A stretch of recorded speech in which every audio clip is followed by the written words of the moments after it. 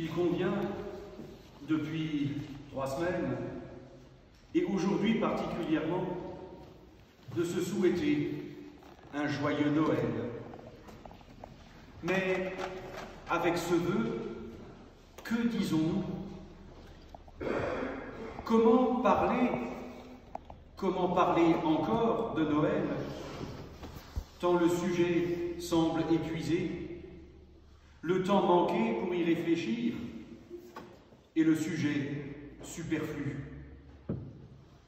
Je ne vous apprendrai rien en vous disant que le discours sur la dimension religieuse de Noël est devenu inaudible. On a bien essayé de compenser avec un discours humaniste, insistant sur la rencontre, le partage et la solidarité. Mais si ces valeurs sont mises sous le boisseau une fois Noël passé, on n'est pas rendu. Rendant ce discours humaniste bien creux, si beau soit-il. Je l'ai dit, le sujet de Noël semble bien superflu. Dieu et l'humain étant pris dans le tourbillon des courses, des repas qui se succèdent et des sempiternels cadeaux. Sans vouloir me lancer dans des comparaisons hâtives ou faire preuve d'une nostalgie qui n'apporte rien, j'ai parfois l'impression, devant la frénésie des derniers jours, qu'on nous vole Noël. Même le texte de la première épître de Jean, proposé ce matin à notre méditation, ne donne pas vraiment l'impression d'avoir un lien avec Noël. Surtout quand on connaît le contexte dans lequel il a été écrit, à savoir un contexte de polémique entre différentes écoles chrétiennes. Si l'on peut dire, Jean combat des hérétiques. Et il écrit à tout un ensemble de chrétiens qui estiment que Dieu est au ciel, qu'il est très bien au ciel, et que ce n'est pas assez bien pour lui de venir nous rencontrer. De son côté, Jean, dans le texte que nous avons entendu, ainsi que dans l'Évangile, martèle cette idée: Dieu s'incarne. Il n'est pas un concept, une idée ou une énergie hors du monde, mais il s'incarne. Je comprends que ce soit difficile à avaler, mais c'est le parti pris de la foi chrétienne. Dieu s'incarne. Nous savons, écrit Jean, que lorsqu'il paraîtra, nous lui serons semblables, puisque nous le verrons tel qu'il est. Voir Dieu tel qu'il est, avouez que ça fait envie. Ça clouerait le bec à certains, ça en rassurerait d'autres, et ça répondrait à bien des questions. Mais qui connaît le Dieu de la Bible sait que lorsqu'il agit, intervient ou parle, il pose plus de questions qu'il n'apporte de réponses. Et ce que l'Évangile nous donne à contempler aujourd'hui à Noël, c'est un bébé. Les adeptes de mythologie verront sûrement dans cette naissance un récit parallèle à l'un ou l'autre mythe de l'histoire, histoire de dire que Jésus est un être exceptionnel, soit, un héros parmi d'autres, et que les chrétiens ont repris le mythe de l'enfant divin.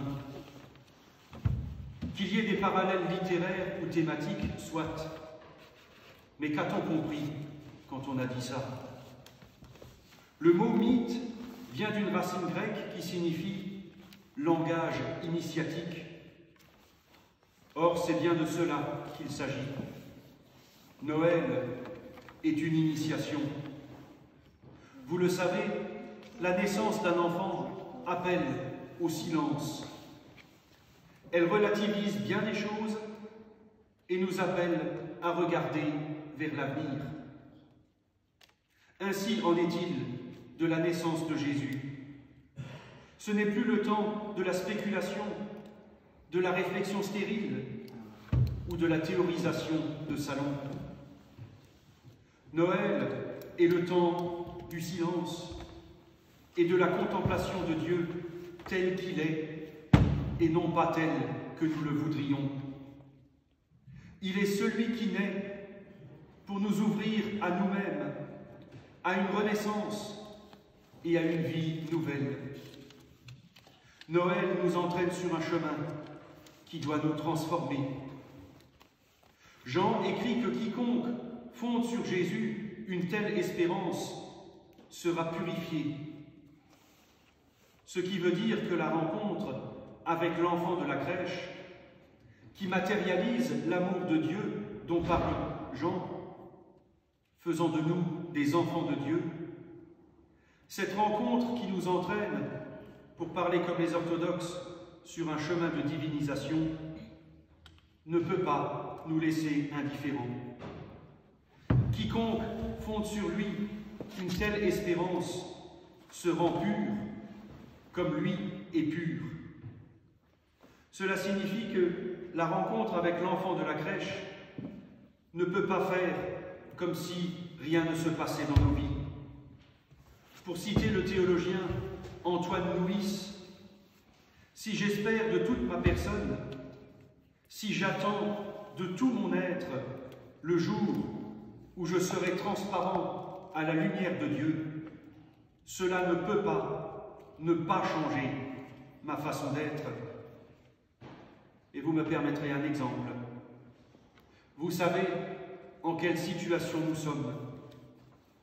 Le Covid était présent avant Noël, sera présent après, et sa présence perturbe encore une fois notre façon de fêter. Quelqu'un me disait cette semaine, ils vont nous laisser fêter Noël et nous confiner en janvier. Je n'en sais rien. Toujours est-il que Noël n'est pas une parenthèse. Noël se célèbre au cœur de notre réalité, avec ce qu'elle a de triste, de désenchanté, parfois de tragique. Et nous ne sommes pas appelés à faire comme si tout allait bien, mais nous sommes appelés à faire preuve de foi, à comprendre que c'est dans ce climat de pandémie, de tension, de peur, parfois de haine, que Dieu s'incarne, pour nous appeler à renaître à notre tour, à nous débarrasser de cette peur et de cette haine, pour être des accoucheurs d'humanité, semences d'un monde vivable et viable, d'un monde que nous pourrons tranquillement laisser à nos successeurs. J'en reviens à ma question de départ. Que disons-nous lorsque nous nous souhaitons joyeux Noël? Par-delà la formule de politesse, nous souhaitons à chacun une rencontre, l'accueil d'une parole qui relève, qui réoriente, qui fortifie, qui encourage, qui console, qui guérit. Nous souhaitons un commencement où Dieu naît en nous pour nous donner à vivre et à comprendre son projet pour chacun de nous. Un projet d'avenir, de liberté, un projet de responsabilité, de solidarité et de témoignage, disant aux femmes et aux hommes de notre temps qu'aujourd'hui, il se passe quelque chose qui va changer nos vies, qu'aujourd'hui nous ne sommes pas condamnés aux ténèbres, à l'enfermement, à la peur et à la haine. À l'image de ce vers du poète Paul Gerhardt que nous avons chanté dans le cantique « Ich stehe an deiner Krippe hier », permets-moi d'être ta crèche, viens, viens en moi avec toute ta joie. Alors dans cette joie, cette espérance et ce renouveau qui nous est ouvert aujourd'hui, à chacune et chacun d'entre vous, joyeux Noël. Amen.